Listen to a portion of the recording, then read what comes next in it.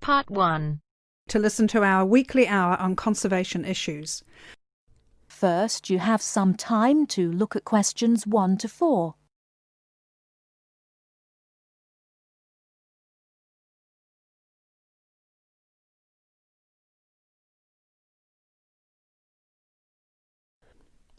Thank you very much for tuning in today to listen to our weekly hour on conservation issues. Last week we spoke about the impact of environmental changes on primates, and this week, to continue the theme, we have invited in a specialist by the name of Professor Andrew Ripley, all the way from USA, to tell us more about the problems faced by the cat family. Professor Ripley, thank you very much for joining us today. It's my pleasure. Thank you very much for inviting me. So I understand that you spent a great proportion of your time travelling the globe and monitoring changes in population levels of the cat family. Yes, that's correct. Of course, we're not talking about the domestic cat here, but their majestic cousins such as the lion, tiger and jaguar, to name but a few. Which member of the cat family do you yourself find to be the most fascinating? Well, I've spent a lot of time recently studying jaguars, but the lion is still my personal favourite. It is the world's most social cat, and unusual in the way in which it chooses to group together with others of its species. Prides of lions basking in the sunshine are probably one of people's most vivid perceptions of the African bush. Yes, certainly. I totally agree with you. Can you tell me the current lion population in Africa these days? Before you hear the rest of the conversation, you have some time to look at questions 5 to 10.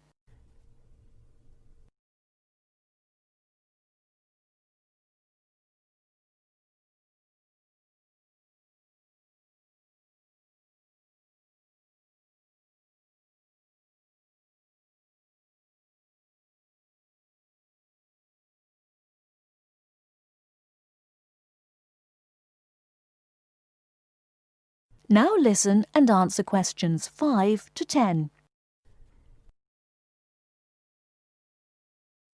Well, it's very difficult to measure it accurately. Figures range from 100,000 to as few as 30,000. But it's generally estimated that there are 50,000. In order to maintain the population and protect the species from poachers, many are moved to protected areas. Which member of the cat family do you feel is most at risk? For different reasons, a number of species of the cat family are endangered, sometimes due to natural predators or environmental changes, but mainly because of the threat of hunters. For example, I'm sure you're aware the bones and body parts of tigers have been and still are traditionally used in medicines in the Far East. And because of this and the demand for medicine made from tiger parts, their numbers have been falling for some time, and to date there are fewer than 6,000 tigers living in their natural habitat of the forests and plains of Asia. What is being done to curb the population decrease? Well, specialists such as myself work closely with conservationist groups such as the World Wildlife Federation, or WWF, to protect tigers from illegal hunting. WWF considers the drop in tiger numbers to be catastrophic, and they are working hard to conserve the populations in China, India, Indonesia, Malaysia, Thailand, Vietnam, and Russia. I understand that poaching is not the only problem faced by the leopard. Let me get this right. Is it the snow leopard which lives in the mountains in Asia? Yes, it is. Poaching has been a problem, but not the most important. Its natural prey, the animals it hunts, is declining too. Its natural habitat in high-altitude areas, specifically the pastures, is threatened by the growth of agriculture. It is this that is causing the main problem for the snow leopard. It is going to be extremely difficult for numbers to recover, but again, the WWF has been working hard to continue to fund projects to aid the snow leopard in Nepal and Pakistan, and hopefully Bhutan very soon. Well, this is fascinating information you are giving us, Professor. We are just going into a short commercial break. When we come back, I have a few questions for you about the puma and the jaguar. Remember, listeners, there will be an opportunity to phone in and voice any opinions or questions you may have for the Professor in 10 minutes.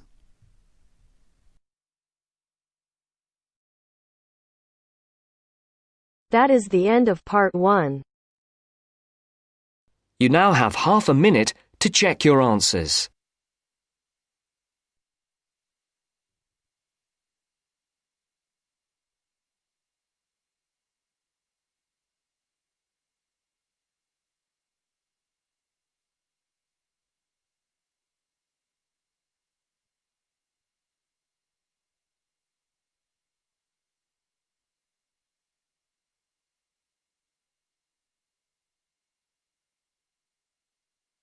Now turns to part 2. Part 2. You will hear the principal of a university welcoming his students. Look at questions 11 to 17.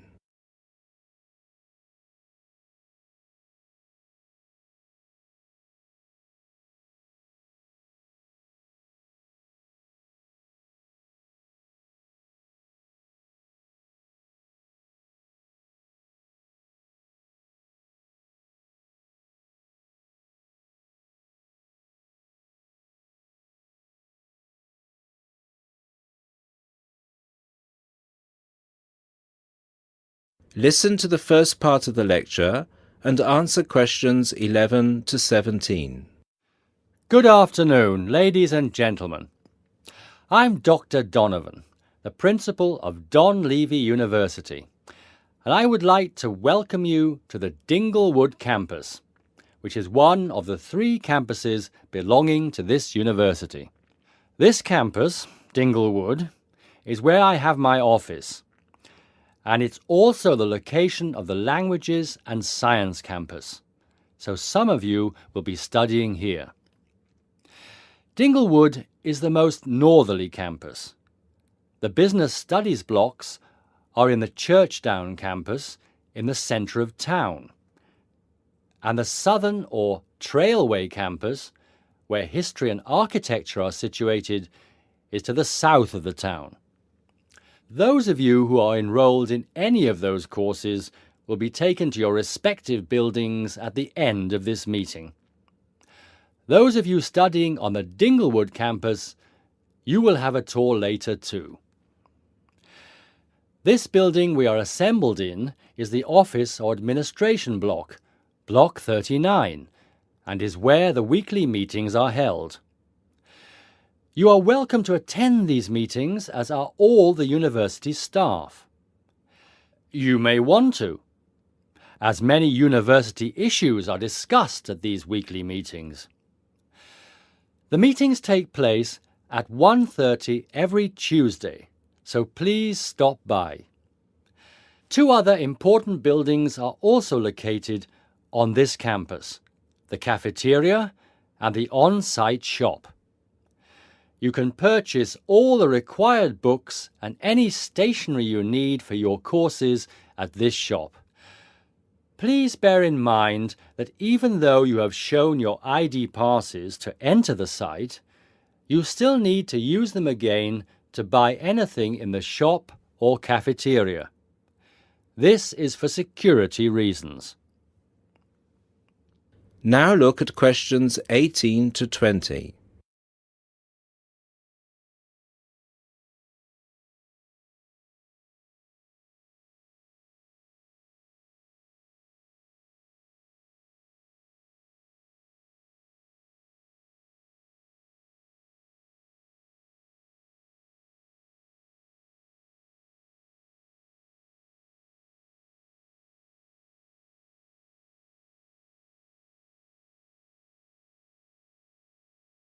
As the lecture continues, answer questions 18 to 20. Now, if I could draw your attention to the back page of your joining instructions booklet, you will see a small map of this campus, Dinglewood. The block we are in now, the Office and Administration block, is located between the Languages Centre, Block 38, and the Physics School, Block 30. That's 30. These are both on the right of the plan. The cafeteria, which is open from 7 a.m. to 9:30 p.m., is on the left of the plan. It is between the chemistry block, number 35, and the university shop, block 33. At the university shop, you can get all you will need in terms of course materials. The biology block is block number 29, and you'll find the biology block between the chemistry block and the languages centre. Be careful with the numbers, as they are not always logical. As you will see, there are gardens on the right-hand side of the gate. These are being extended over the next 2 months, and a memorial fountain is being installed in the middle of the campus. This means that the campus will be very noisy during normal working hours. However, the campus will look much nicer when it is all finished. Right, so that's it for your initial campus orientation. At this point, could the language students all follow me, please? And the rest of you, please assemble under the banners which show your main topic of study, and you will be directed to the other campuses. That is the end of part 2. You now have half a minute to check your answers.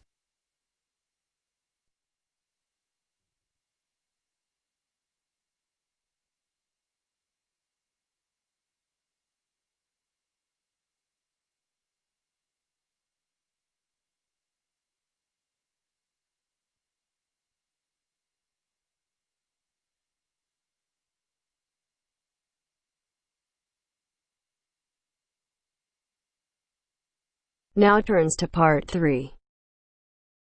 Part 3. You will hear a woman called Tanya talking to her friend called Simon, who lives abroad. Tanya is planning to visit Simon. First, you have some time to look at questions 21 to 24.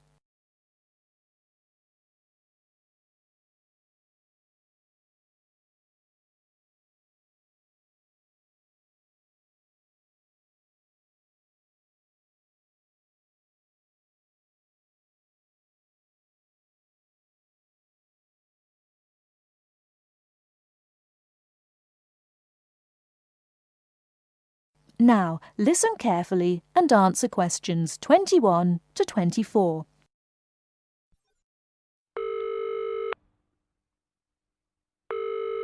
Hello? Hi, is that Tanya? Yes, Simon. Lovely to hear you. How are you? Very well, and we're so looking forward to seeing you. So am I. Now, I don't have a lot of time, I'm afraid, so I wanted to make sure we've got all your details. Have you confirmed your flights? Yes, I'm definitely coming on the 22nd of June. Excellent. Have you got your flight number? Not with me, I'm afraid, but I promise I'll email it. Let me make a note of all this. Yes, do, because one of us will try to come and collect you from the airport if we can. I presume you'll be coming into Terminal 1? I don't know. I'll have to find out which one it is. Yes, you must. We don't want to be waiting at the wrong one. But hang on, I'll be arriving at about lunchtime, and that'll mean you have to take time off work to pick me up. You really mustn't do that. Look, we're not all that busy at work, and if there's a problem, I can text you when you arrive, and you can take a taxi. Okay. There's a really good company called Pantera. Can you spell that? It's Pantera. They have a stand at the airport. You can't miss it, and they're really reliable. Great, thanks. How far are you from the airport? About 40 minutes. And you're near the city centre, aren't you? We're east of it, actually. Don't tell the driver city centre because you'll really get caught up in traffic. Okay, and I'll make sure I carry your address with me. Now, have you got my cell phone number? Yes, you sent it last month. But I tell you what, I don't think I've got yours. I'd better have it now, just in case. Okay, and I changed it recently anyway. Ready? It's 07765 328 411. Before you hear the rest of the talk, you have some time to look at questions 25 to 30.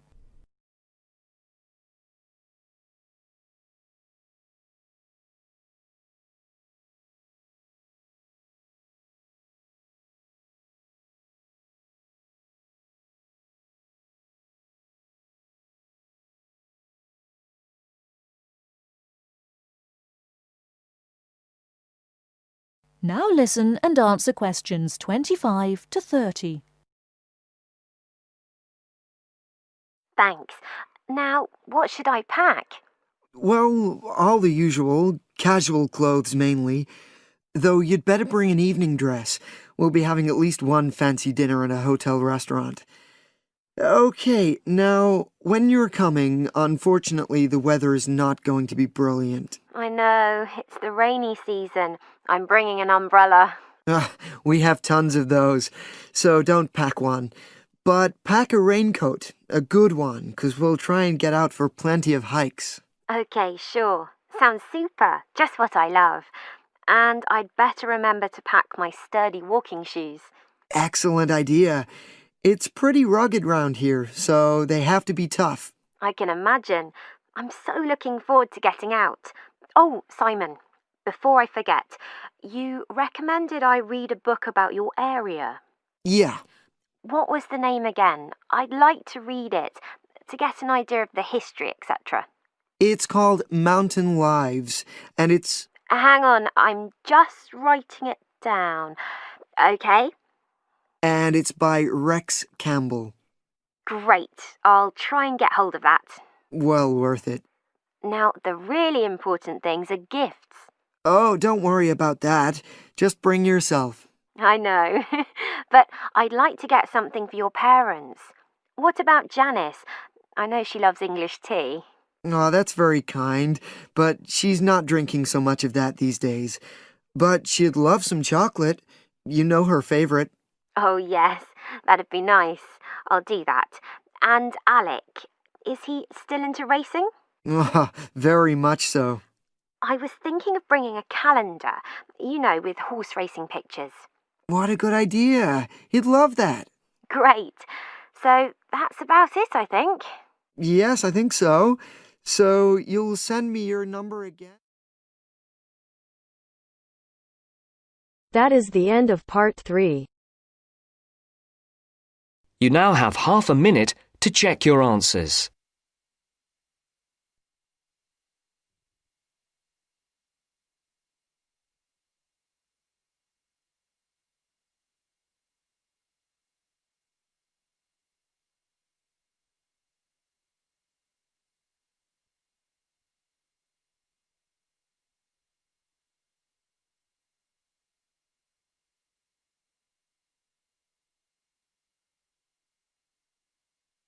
Now turns to part 4. Part 4. You are going to hear a talk given by Dr. Wallace. First, you have some time to look at questions 31 to 40.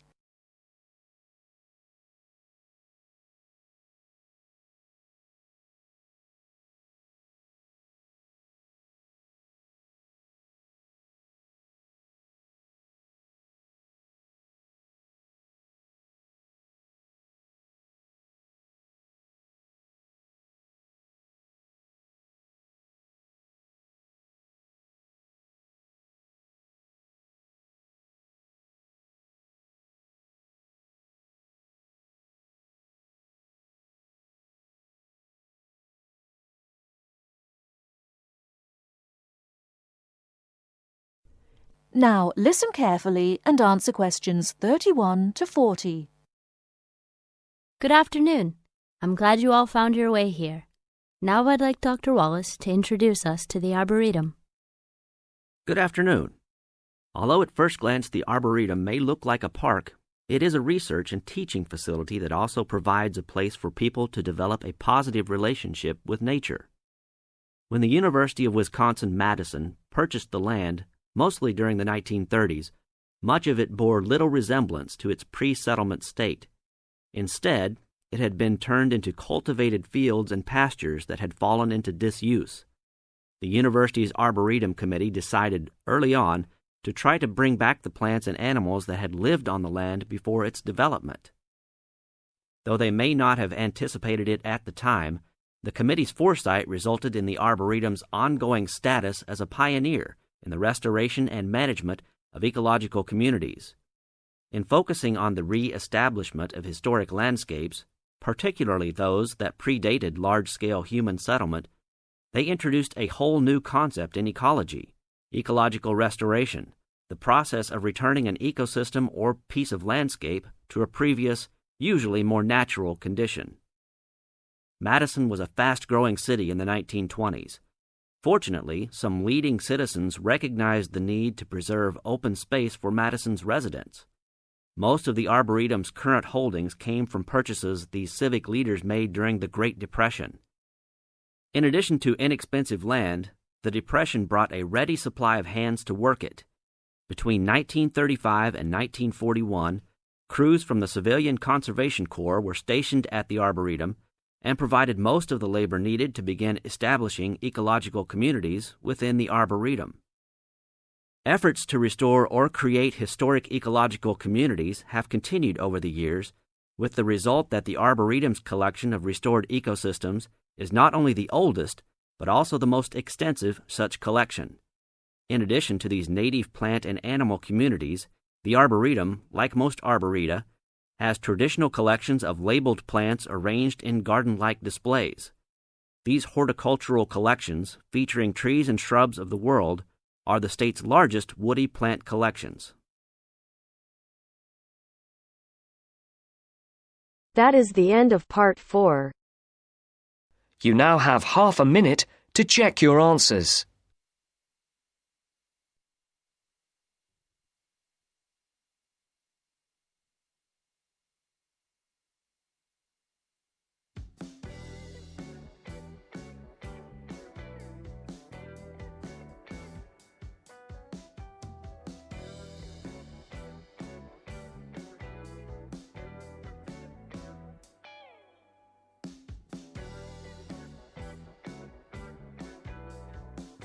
That is the end of the test.